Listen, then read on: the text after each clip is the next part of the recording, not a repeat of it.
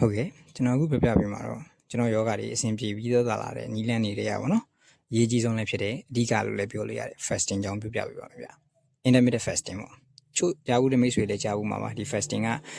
Facebook တွေ TikTok တွေမှာလည်းနာမည်ကြီးတယ်ချို့စိတ်ဝင်စားလူတွေဆိုရင် Google တွေ AI တွေမှာလည်းရှာလို့ရတယ် fasting ကြောင်းတွေကအများကြီးရှိတယ်ဒါပေမဲ့အဲ့ဒါတွေကရေဘူးရအပြင်လူများအတွက်အဆင်ပြေအောင်ရေးထားတယ်ကျွန်တော်အခုပြပြပေးမှာကျွန်တော်အဲ့ဒါတွေ live လေးလာပြီး live ဖတ်ကြည့်ပြီးတော့ကျွန်တော်သင်ငယ်ချင်းဆရာဝန်တွေနဲ့လည်းတိုင်ပင်ပြီးတော့ကျွန်တော်ကိုယ်တိုင်လုပ်ခဲ့စမ်းသပ်ခဲ့တာလေးတွေကိုပြောပြပေးမှာဒီလိုမိတ်ဆွေတို့ကဒီ online မှာတွေ့နေရရေဘူးရပုံစံတွေမဟုတ်ဘဲနဲ့တဆင့်ပို့ပြီးသိရမှာပေါ့ဗျာဟုတ်ကဲ့ fasting ဆိုတာဘာလဲဆိုရင်တော့အဓိကတော့အချိန်ချပြီးစားတာပေါ့အချိန်ချပြီးစားရတာကျွန်တော်တို့ကျန်းမာရေးကြိုးကျေးဇူးတွေအများကြီးရနိုင်တယ်တချို့ဆိုရင်ရွေးချက်မျိုးစုံနဲ့လုပ်ကြတယ်တချို့ဆိုရင်ဒီကင်ဆာကာကွယ်ခြင်းလို့လုပ်ကြတယ်တချို့ဆိုရင်စီးကြိုတွေးတို့ထိန်းခြင်းလို့လုပ်တယ်တချို့ဆိုရင်ဝေးချခြင်းလို့လုပ်ကြတယ်တချို့ဝေးတင်မှုလုပ်တဲ့လူတွေရှိfasting နဲ့ weight လေးချလို့ရတယ် weight လေးတင်လို့ရတယ်အဲကျွန်တော်နောက်ကျရင်ထပ်ပြောပြပေးမယ်fasting ကြီးပဲတော့မဟုတ်ဘူးပေါ့ဗျာစားတော့ဒီလေ့ကျင့်ခန်းတွေတော့ပါရတာပေါ့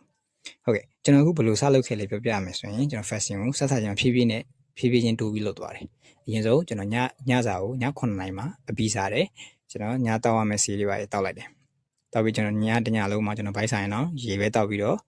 နောက်နေ့မနေ့ကျတော့မနေ့စာကိုကျွန်တော်9နာရီလောက်မှာစားတယ်အဲ့တော့ည9နာရီမနေ့9နာရီတိဆိုကျွန်တော်အစာမစားပဲချလိုက်တဲ့ချိန်14နာရီလောက်ရသွားပြီဒါကျွန်တော်တို့ AC ပဲအဆင်ပြေပဲအဲ့ဒါကျွန်တော်တိုးလုပ်ကြည့်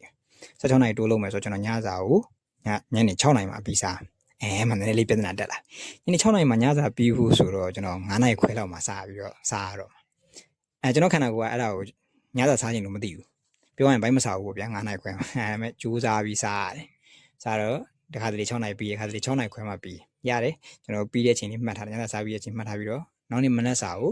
မနက်10နာရီမှကျွန်တော်ပြန်စားတယ်ဟုတ်ကဲ့ဒါပေမဲ့ဥမာညစာ6နာရီခွဲမှပြီးခဲ့တဲ့နေ့ဆိုရင်တော့10နာရီခွဲထိပေါ့နော်တီးခံပြီးတော့10နာရီခွဲမှပြန်စားတယ်အဲ့ဆိုကျွန်တော်16နာရီ fasting ရပြီဒါပေမဲ့ကျွန်တော်ကိုယ်တိုင်လည်းအစမှာခက်တယ်နေ့တိုင်းလည်းမရဘူးချိုးချက်တွေဆိုရင်ခေါင်းတွေထိုးလာတယ်ဗိုက်တွေတအားစားလာတယ်စိတ်မရှိဘူးဖြစ်လာကျွန်တော်ဆရာဝန်တွေကိုမေးကြည့်တော့လဲသူတို့လည်းပြောတယ်ဟုတ်တယ်ပေါ့နော်ဒါဟိုက်ပိုရတယ်ခေါ်တယ်ပေါ့နော်တွေ့ရင်တခြားတဲ့နဲတာပေါ့ဟိုက်ပိုဂလိုက်စီမီယာပေါ့အဲ့လိုမျိုးဖြစ်တယ်ဆိုရင်စားစရာရှိရပြန်စားလိုက်ခေါင်းတွေထိုးလာတယ်ဗိုက်တွေရမ်းစားလာတယ်ဆိုပြန်စားပလိုက်ဘာလို့ကျွန်တော်တို့ကျမ်းမာရေးကောင်းမှုလုပ်တာလေဒီလိုထက်ပြီးတော့ကောင်းတာတွေအဆင်မပြေတာတွေဖြစ်လို့မရအောင်အဲ့လိုဆိုတော့ကျွန်တော်16နိုင် fashion ကိုကျွန်တော်1ရက်ချ2ရက်ချကျွန်တော်အားပြည့်နေတဲ့ရက်တွေမှာပဲကျွန်တော်လုပ်တယ်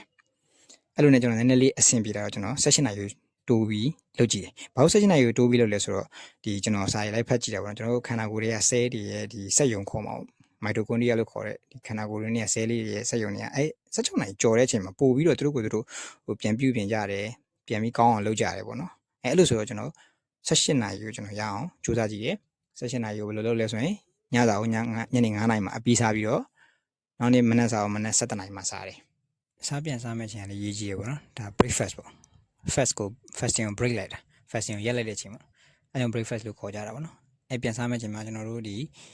ခန္ဓာကိုယ်နဲ့တဲ့မဲ့ကိုယ်နဲ့တဲ့မဲ့ကျမရဲ့အတွက်အဆင်ပြေမဲ့အစာတွေကိုနည်းနည်းချင်းကနေစားပြီးတော့တူစားသွားပါတော့တစ်ခေါက်တည်းအများကြီးမစားဘဲနဲ့ပေါ့နော်နည်းနည်းချင်းဖြည်းဖြည်းချင်းစားသွားပါတော့အဲ့လေးလည်းအရေးကြီးပါတယ်အဲဆိုရင်ကျွန်တော်တို့ဒီကြားထဲမှာခြားတဲ့အချိန်က16နိုင်လောက်ရသွားဒါပေမဲ့အဲ့ဒါကိုကျွန်တော်နေ့တိုင်းလည်းမလုပ်ဘူးတရက်ခြားလည်းမလုပ်ဘူးဒါပေမဲ့တရက်လောက်ပဲလုပ်တယ်ကျွန်တော်အလုပ်တွေပိုင်းမသွားရရက် AC နားမယ်ရက်တရက်ပဲလုပ်တယ်